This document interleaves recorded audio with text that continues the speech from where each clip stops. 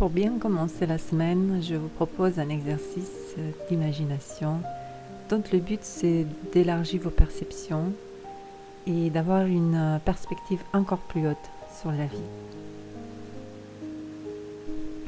Nous allons imaginer la vie comme un jeu vidéo. Il y a le créateur du jeu vidéo qui est à l'extérieur du jeu.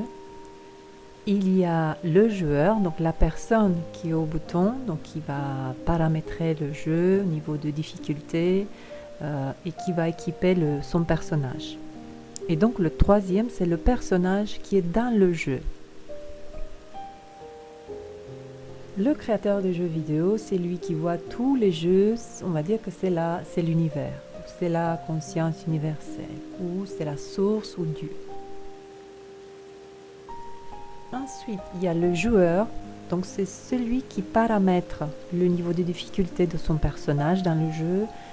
C'est lui qui choisit les conditions de naissance, le pays, la famille, les conditions financières, on va dire les provocations que son personnage dans le jeu aura. Et ça, c'est notre âme. C'est la partie, c'est cette conscience humaine. Donc on descend de la conscience universelle. Il y a cette conscience humaine qui, elle, va avoir une perspective plus limitée. D'accord ? Donc c'est une partie du grand tout. Et ce personnage qui est dans le jeu, ben c'est nous, c'est la personnalité, c'est l'humain qui est muni d'un mental, donc d'un ego, d'une personnalité. Et nous sommes le personnage. Donc le personnage aura certaines conditions, certaines contraintes, parce que lui, c'est le jeu, c'est le but du jeu, de vivre dans la contrainte pour vivre certaines expériences. En d'autres mots, dans cette vidéo, je vais vous partager mes réflexions sur la grande question, mais qu'est-ce que nous faisons ici sur cette terre ? Alors, le but, je pense que c'est de vivre le plus d'expériences possible. Et encore, ce n'est pas le but, ça c'est le moyen, le comment. Mais le pourquoi, c'est élargir sa perspective. Il y a donc ce cadre du jeu qui sont les contraintes, parce qu'on est dans cette perte d'information, mais qui, elle, est imposée. Parce que cela nous permet justement de vivre l'expérience. Quand on est je m'imagine, quand on est dans cet espace infini de la conscience, de l'univers, on n'a pas les 5 sens. On a les 5 sens quand on descend au niveau de la personnalité, quand on est dans un corps. Donc on peut sentir, entendre, voir, toucher. Et avec ce cadre, avec ces cartes qu'on a en main, le but, ça va être d'élargir nos perspectives. Donc, en quelque sorte, de sortir du cadre. Et la richesse d'une vie se mesure dans l'ensemble d'expériences, la somme d'expériences vécues. Les expériences qui vont nous amener des émotions, donc des émotions, des états qu'on a vécus et qui nous ont élargi la vision sur la vie. C'est par exemple quand on devient parent qu'il y a une nouvelle couche à notre identité, une nouvelle part qui se rajoute. Il y a une autre perspective qui change. Et ça, cette perspective, c'est un peu ce qu'on appelle, pour moi, les niveaux de conscience. C'est le vécu, c'est l'expérience, tout ce qu'on a vécu nous, qu'on a ressenti dans notre chair. C'est ce qui va nous permettre d'avoir cette vision. Ce n'est pas forcément la lecture ou entendre quelqu'un parler, c'est quand nous, on le vit, pas uniquement au niveau mental, mais on le vit avec tout le corps. Et plus on vit des expériences, plus notre vision s'élargit. Donc, imaginez la métaphore du bâtiment à plusieurs niveaux. Donc on monte au premier niveau, on voit le parking, on voit le bâtiment à gauche, on monte au deuxième, on voit un peu plus, troisième, quatrième. En ce qui s'agit les principales difficultés qu'on a dans la vie. Comme vous pouvez voir, chacun autour de nous a des thématiques différentes. L'un, ça va être plutôt la famille, le couple.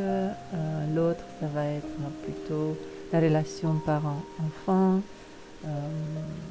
Un autre pourrait avoir un sujet par rapport à l'argent. Et j'adhère à cette hypothèse qui dit que, en fait, nous sommes amenés à expérimenter un sujet à 360 degrés. Ça veut dire, par exemple, si je prends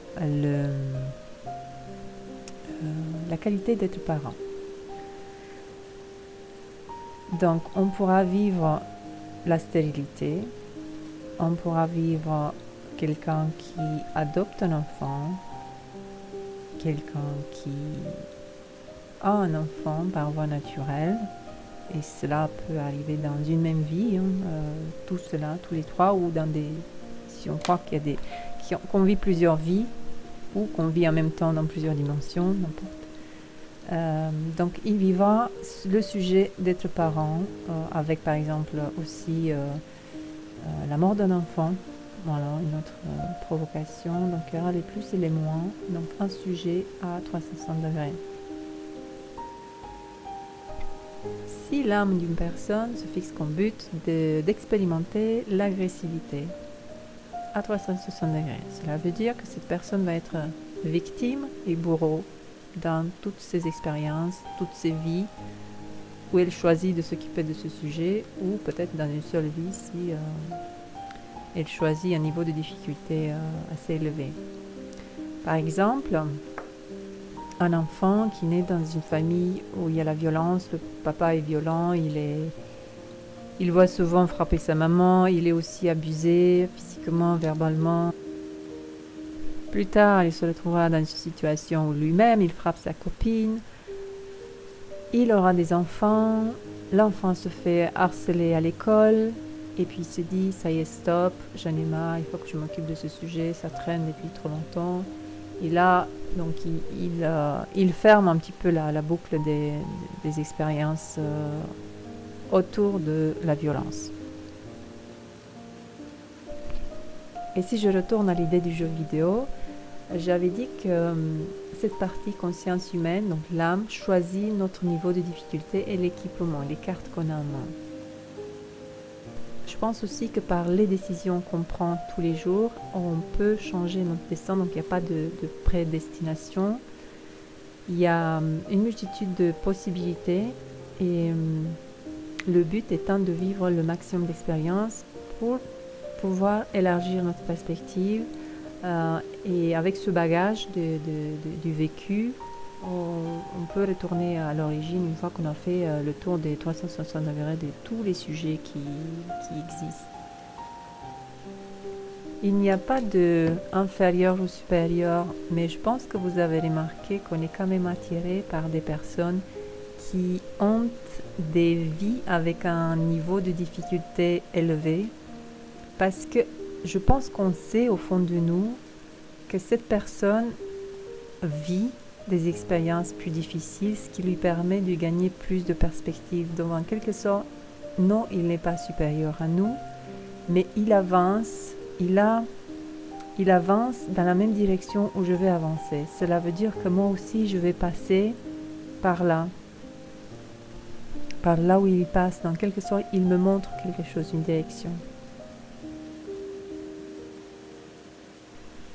Alors, si on s'imagine qu'il y a combien 7 niveaux de difficulté. Je pense qu'autour de moi, j'ai des personnes qui sont entre 1 et 3.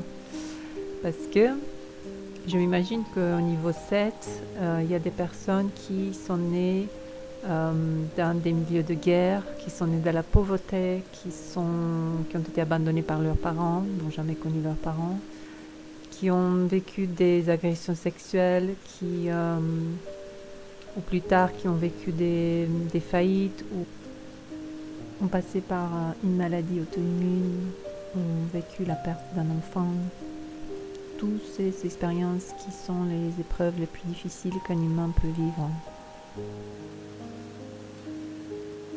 Je me suis focalisée sur les difficultés parce que les joies, c'est très facile à vivre.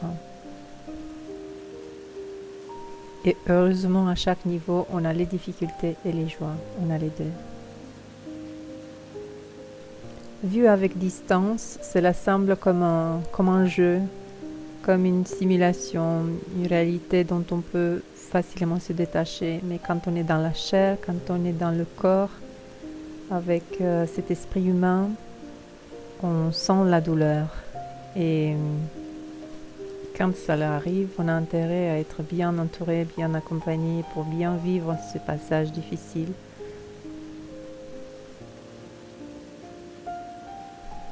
C'est jusque-là que mes réflexions sur le pourquoi on est ici m'ont amené. Et quand il y aura des mises à jour, je vous les partagerai. Bon courage avec ton jeu vidéo et tes provocations. À bientôt.